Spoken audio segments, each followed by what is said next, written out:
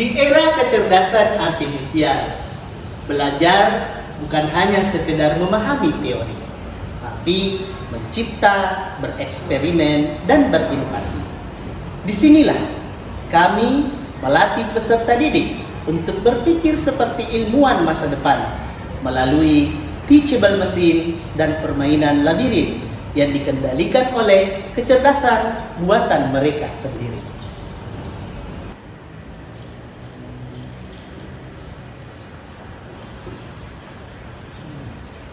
Kami ingin membawa konsep kecerdasan artifisial lebih dekat kepada peserta didik. Dengan menggunakan teachable machine, mereka tidak hanya menjadi pengguna teknologi, tapi juga pencipta sistem cerdas.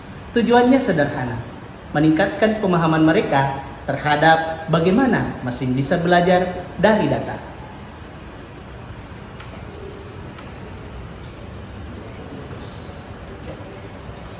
Pembelajaran mendalam dalam pembelajaran coding dan kecerdasan artifisial bukan hanya tentang teknologi, ini tentang cara berpikir. Peserta didik diajak untuk meneliti, mencoba, gagal, memperbaiki, dan menemukan solusi sendiri.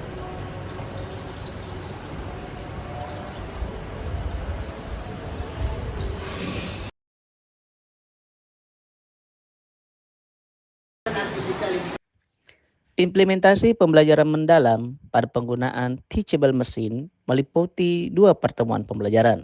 Pada pertemuan pertama, fokus pada konsep kecerdasan artifisial, pengenalan area kerja aplikasi PictoBlox, dan proyek mini game Mase atau labirin.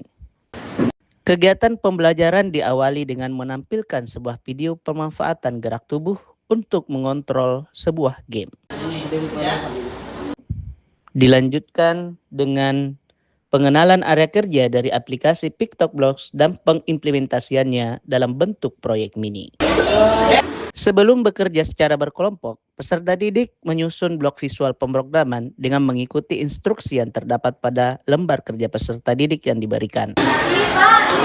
Adapun device yang digunakan oleh peserta didik adalah handphone, tablet, atau laptop yang dimiliki.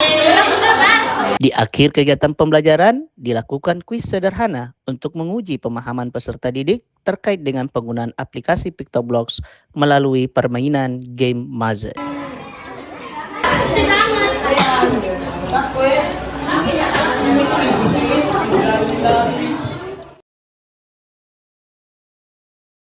Assalamualaikum warahmatullahi wabarakatuh. Pertemuan kedua fokus pada konsep teachable machine, data training, dan uji coba kecerdasan artifisial. Hari ini Ketua kelas disiapkan dulu teman-temannya. Latihan siap. Sebelum kita belajar, mari kita berdoa bersama. Doa dimulai. Kalian kerjakan dan silahkan ikuti instruksi yang ada di LKPD ini. Ya.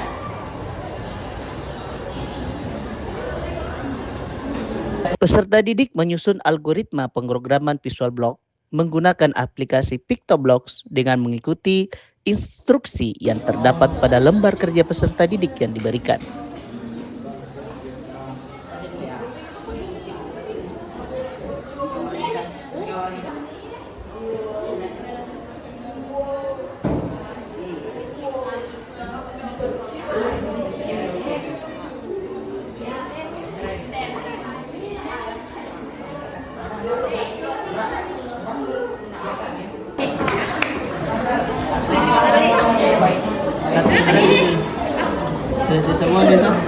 Setelah blok disusun pada aplikasi PictoBlox, selanjutnya dilakukan uji coba. Apakah sistem algoritma pemrograman yang dibuat telah berhasil atau tidak?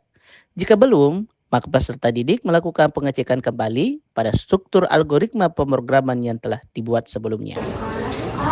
Ya.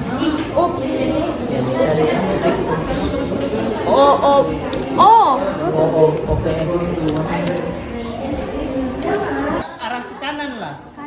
Setelah itu, peserta didik melakukan perekaman data latih dengan menggunakan teachable machine yang terdapat pada extension Machine Learning Environment yang terdapat pada aplikasi PictoBlox. Sampai 60. Sampai 60. Pencet terus.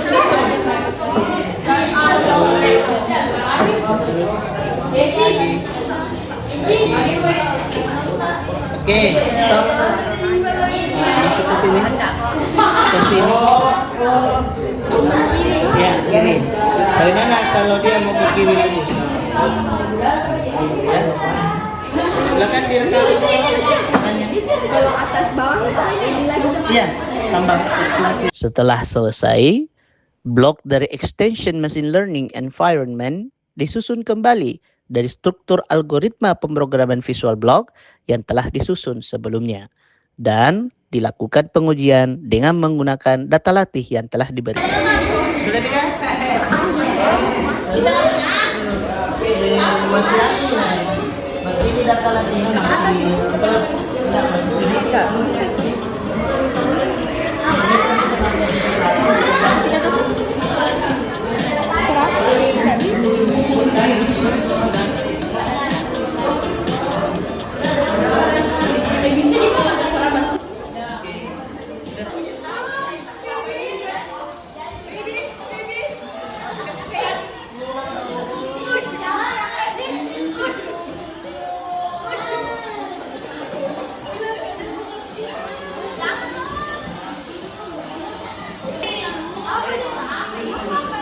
Tiga.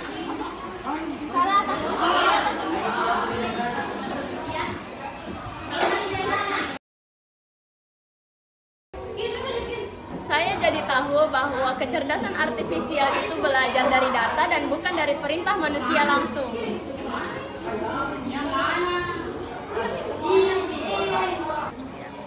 Kukira belajar coding itu susah, tapi ternyata seru. Seperti ngajarin robot untuk ngertiin kita.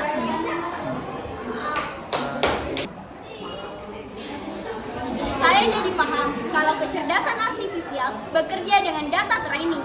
Jadi semakin banyak contoh, semakin pintar mesinnya.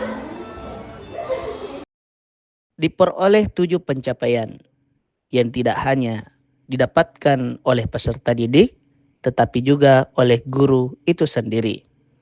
Ketujuh pencapaian tersebut adalah pemahaman konsep terkait kecerdasan artifisial, yang kedua keterampilan berpikir komputasional, yang ketiga kreativitas dan inovasi, yang keempat kolaborasi dan komunikasi, yang kelima motivasi dan antusiasme belajar, yang keenam hasil belajar dan refleksi, dan yang ketujuh penerapan teknologi dan literasi digital.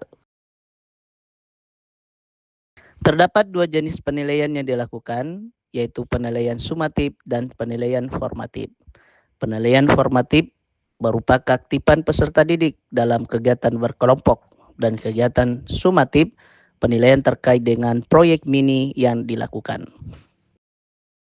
Dari kegiatan pembelajaran yang dilakukan, dapat diperoleh bahwa terjadi peningkatan pemahaman secara konseptual terhadap pencapaian peserta didik, yang awalnya hanya mendapatkan rata-rata 68, meningkat menjadi 93. Teknologi hanyalah alat, tapi semangat untuk bereksperimen dan berinovasi, itulah masa depan pendidikan. Mari kita latih peserta didik bukan hanya jadi pengguna kecerdasan artifisial, tapi penciptanya. Ketika pembelajaran menjadi pengalaman yang bermakna, hasilnya tak hanya nilai, tapi juga rasa ingin tahu yang tak pernah padam. Karena setiap gerakan kecil bisa menggerakkan masa depan. Dari pembelajaran coding dan kecerdasan artifisial yang kita pelajari hari ini dengan menggunakan teachable machine, peserta didik kita dapat memahami bahwa dari data menjadi gerak, dari gerak menjadi pemahaman, dan kecerdasan artifisial bukanlah masa depan. Kecerdasan artifisial adalah hari ini di kelas kita.